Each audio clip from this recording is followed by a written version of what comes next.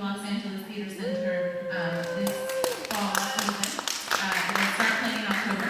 So, Can I ask how many of you saw Locuras? Locuras at Wichita was a bilingual So production. you saw it in Spanish, and then the others saw which one? So I'll be discussing the English play, but it's really about the play's thematics, so not so much about the different casting or the production.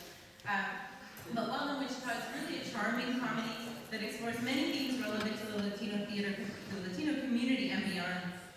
When two aging Latinos, Carmela and Joaquin, find themselves as the only Spanish speakers in a nursing home in Wichita, Kansas, the sparks fly and romance blossoms.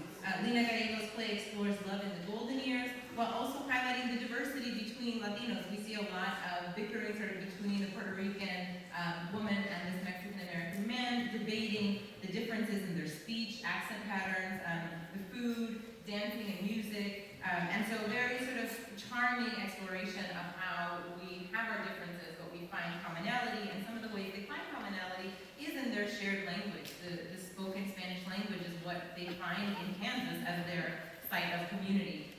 And the feeling of being away from home. In this case, their home is not necessarily Puerto Rico or Mexico, but rather Brooklyn and Texas. And so again, we have these characters that are U.S. Latinos and that their home and their culture is rooted in the U.S.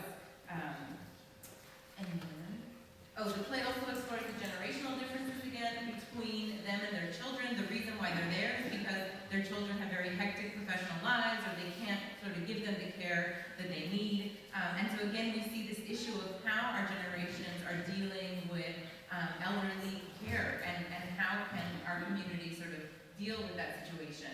And again, we see the theme of mental health arise, which surprisingly really came up in almost all of the shows that we're looking at, issues of mental health, which is a predominantly taboo subject in the Latino community and other communities, but it's starting, I think theater artists are starting to use, this as a platform, and we see Carmela's long-term anxiety and depression threatens to keep the two apart after Joaquin suffers a heart attack, but they are able to sort of reconnect, but really looking